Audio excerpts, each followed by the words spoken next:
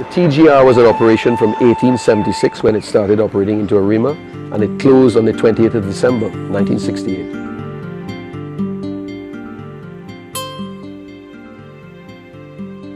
When I was a little boy, maybe 3-4 years old, I would spend my time watching the trains go by, and it was sort of there is where my passion for trains really begun. Always wondering where were they going to, you know, who was driving, who were the people that worked on the railway. I always wondered these things, seeing all the different passenger trains going by, cane trains, the oil trains and so on. And it sort of fueled my imagination, you know, it sparked an interest which has really been lifelong.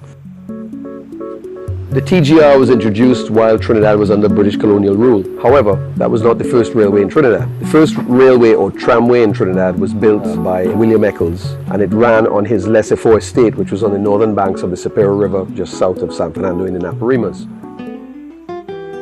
Before the coming of the railways and before you could take a steamer between Port of Spain and San Fernando, if you wanted to do that trip by land, it would sometimes take you 2 days, having to cross rivers, especially the time of year. If the weather was bad, it could even take longer. The railway was very important, you know, in establishing movement and communication between all the small districts and everything coming into Port of Spain. It also has to be remembered that the railways actually built all the roads. Because if you look at the railway coming out of Port of Spain, it went as far east as Sangre Grande. Okay, so that was the end of the line going east. Going south, the line got to San Fernando first of all, then it continued on to Siparia, so that was the southern extent. If you want to go to the central part of Trinidad, it eventually reached Rio Claro in the center of Trinidad. Those were the main lines, and then you had another branch line between Marabella Junction and Princestown.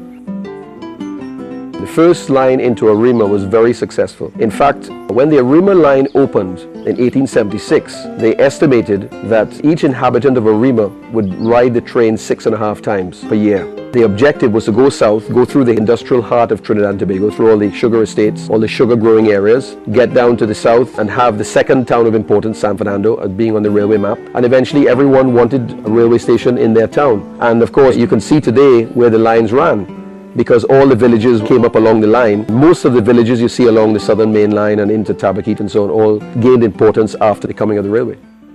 There's not a lot left today in Trinidad because the railway of course was scrapped after 1968 and taken up in the 70s.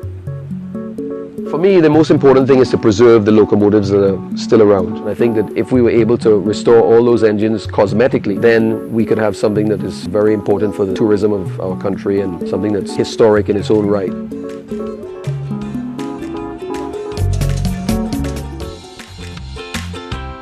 Played that video last week. We got such a great response. I thought I'd run it again, especially as we're talking about 50 years of the railroad in Trinidad and Tobago. My guest is Akinola Senon, Executive Director of the Deltones Institute of Steel, Drums and Music, and Sophia Alugbala. I tried so we had it so much in practice. I know, practice. Alugbala, Festival Director of the Kosome Festival. I got that one right. Yes, Kosome correct. Festival. Welcome, welcome, welcome. Akinola, what does Deltones, steel, drums, and pan really have to do with the railroad? Well, the last stop train station when trains operated in Trinidad and Tobago, the last train station was situated in Siparia. Okay. And Deltones Institute is now housed at that train station. Okay.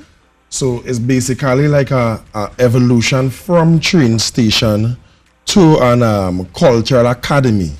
I mean, train stations in itself, throughout the history and throughout the passage of time, was always a major space for integration. Okay. And so people came together. Yes. Like a sort of a spot of coming together, like the San Grande, the Maxi Hub, for example. Definitely. Correct, yeah. And as we would know, pan yards, as it's commonly called in Trinidad and Tobago, is also a space for integration in communities throughout Trinidad and Tobago. So I think the main thing of this historic train station being evolved into a pan yard / cultural academy is keeping or maintaining that heritage of integration at the space. Nice. Now, Deltones Institute of Steel, Drums and Music, we have decided to embark upon a project to restore this heritage site, collaborating with a series of groups, inclusive of the National Trust of Trinidad and Tobago, the Marsha Montano Foundation for Greatness, Right. The Angelo Bisesa Virtual Museum, Nice. Other personalities like Michelle Celestin of the San Fernando Heritage And Trust, all of these organizations and people you're working with. to Nice. develop this site into international renowned Heritage site. Nice. I like it. Because Yes. as you would know, train enthusiasts is Yeah. like a big community internationally. Around the world. So we get people to come in and come to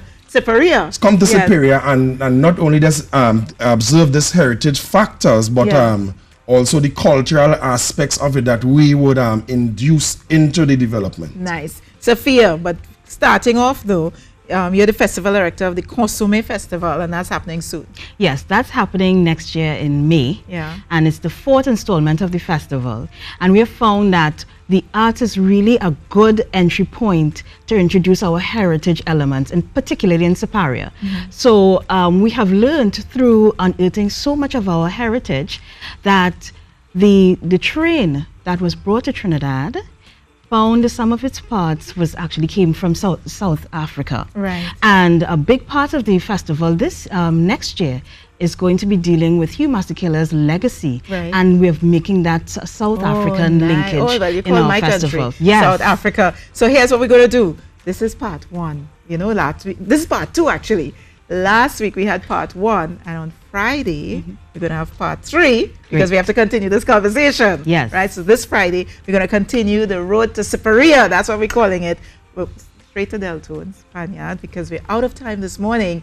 But we are going to come back with you guys because we're talking about the festival Consomme next year. But you have something this weekend. Saturday the 20th. Yes, in Siparia. Yes, in Siparia, world-renowned chain historian Mr. Yeah. Glenn Beadon Yeah. and the National Heritage Trust. Yes. They will be coming to Siparia to do a presentation / lecture on the heritage of the last train stop. Right.